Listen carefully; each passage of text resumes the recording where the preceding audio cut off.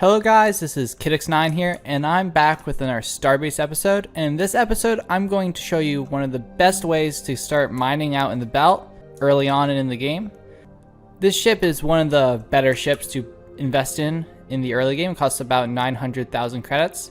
And I'm actually in the editor right now, the spaceship editor. I actually modded this spaceship a little. I gave it an extra feature. And I'm going to show that off real quick. This is the hauler. It has a 3x3x2 grid of resource crates. It has one resource grid. There's a generator inside there. There's one propellant tank right there. And it has two YOLOL trays. Is that what they're called? And basically how this ship regulated the generator so that it didn't produce power when it didn't need it is it just had a button right here labeled generator. That would, when you press it, it would turn the generator on at like 18% and it would convert fuel very slowly. And like that's fine, of course. Actually 18% is actually pretty fast. It like fills up the batteries. Like you could not expend more energy than that produced. But the only problem with that solution of just having a button that turns it on and off is that let's say you don't turn it off quick enough, then you might waste some fuel because you won't have enough battery to store all of that. And if you turn it off too soon, then your batteries aren't full. So basically what I did is the first modification is, see this YOLOL chip right here as a little port there and two slots? Well, you used to have one of those on both sides, but I just went ahead and replaced this one with three in it. So I could have one extra chip. In this ship here, I just have some YOLOL script here. And if you want me to go into more depth about how YOLOL works, and if you want me to explain that at all, then hit the like button, subscribe, let me know in the comments. In fact, if you want me to do more in the editor at all, just let me know. Hit the like button. I might make an episode dedicated to it. Okay, anyway, I just put in that code there that I just showed you. Basically what it does is it measures the current power, and then I made this linear function that defined what percent power you would need to charge the battery to full power based on the current power. So that YOLOL chip is basically always telling the generator what it has to be at so that it always charges the battery up to full power. Now, because I knew that might be a little wasteful because this is a little slow to respond because YOLOL has a 0.2 second delay per each one, I lowered this number by 0.01%. Or I lowered it by 0.01, which works pretty well if I go into the test flight to show this off. Basically how this works is as a YOLOL button, which turns on all the YOLOL chips. So right now I just turned it on, and that turned on all the YOLOL chips. And you can see I'm losing power, but as soon as I turn that off, it starts losing power really slowly. And if you turn off YOLOL, then it doesn't lose power at all. But here, I'll just let this run out of power for a bit. So I've reduced the power a good bit. It's now at 50%. So if I press this button, then the generator will turn on. And you can see it's still going down at the moment. But if I were to press U at this and search the generate, then you can see the generator, the GenR is the maximum rate it goes at. And this is the generator unit rate is what's currently at. And you can see it's actually increasing now. And if you just wait until this is almost full, then the GenR will slowly decrease as this fills up so that the power goes down. Yeah, see, it's updating, although a little bit slowly, a little bit slower than usual. So I actually found the problem while I was updating so slow. This go-to statement at the end didn't have a number after it, so it was just going through all of these lines of code, taking up time. So that's why it was so slow. So that should be fixed now. So if I show you this again, you can see we're at 8,000 power. If I just go look at this and look at the generate, you can see it's currently 0. But as soon as I turn this on, it goes up to 100. And if you look at it, see that? I don't think it ever went over 1,000, which is very nice. That means it's not wasting any fuel at all. So now I'm gonna go take this hauler out. This is just the simulator, so I'm gonna exit this and show you actually what mining is actually like. So I named it the beautiful name of Hauler Always On Generator, or Gen for short. It's just a beautiful name. It really inspires you, gotta say. I'm going to show you what ores are worth it to go mine, because honestly not all of them are. Just making sure the YOLO on my new ship is okay as well. It appears to be good. Okay. Now all I need to really take with me is my pickaxe. I have the bolter and the cable tool in case. And actually, as you can see in here, I have a ton of Hatterite, which is actually because the economy is a little bit wacky right now because the economy was just reset and updated. And because of that, Hatterite, which is actually a pretty rare ore, is incredibly cheap.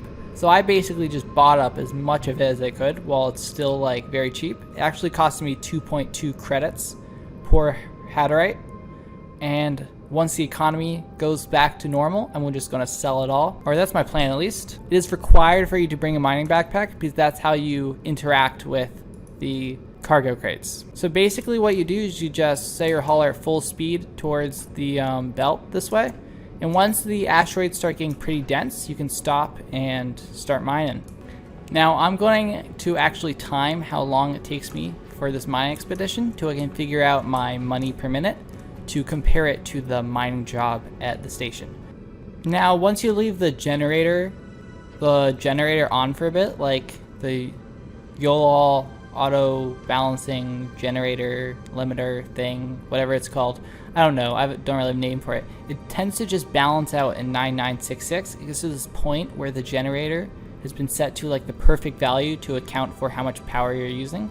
But once you change how much power you're using, it adjusts slightly, but not much. It doesn't vary too much.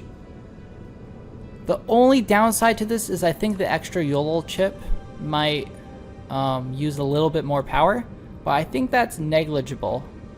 Well, the asteroids are getting a little bit denser, so I think I'll stop for this one. You basically, oh, that was near perfect. You basically just stop right next to it. You connect to the resource bridge, which is what allows you to interact with all the crates down here. You can see if I disconnect from the resource bridge, then all those crates are gone. So you just connect to it, get your pickaxe down here, and mine all of the ore with the right click. Oh, you also gotta turn on auto collecting. And what ore is this? This is actually Bastium. I made a list of the most valuable ores at the moment with the current economy. I actually measured it like half an hour ago, so I think it should probably still be accurate. But Bastium is actually the 21st most expensive ore, which is actually not that great. It's not too expensive. It's like almost, I don't even know if the station will give you any money for it. So basically just go from asteroid to asteroid mining. Whoa. That was less than graceful. Much, much less. I'm almost full here. I think this will probably be my last asteroid. I'm just about full. Yeah, if I just look in here, I'm not quite full, but I'm full enough.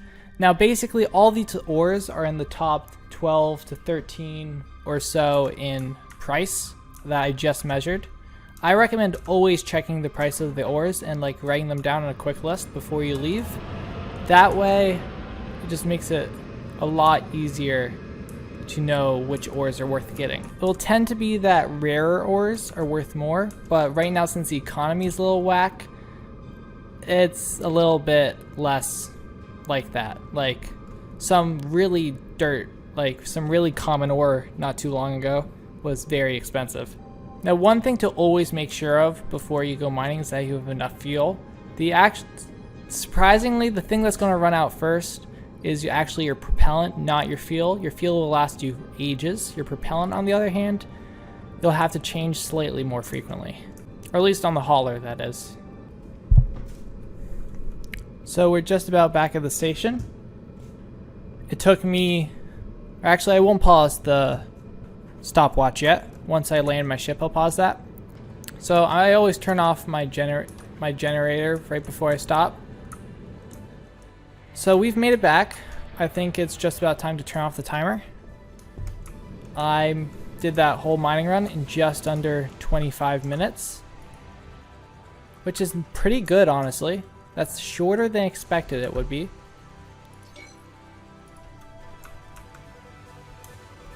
Now, in order to sell your materials, once you've gone back from this mining trip, you don't need to take the ores out of your ship or anything. You just go to the left to the main hall.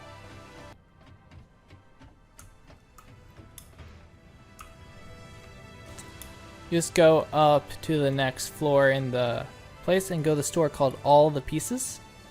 Now let's hope that the economy did not change too much while I was gone, because I got some pretty good ores.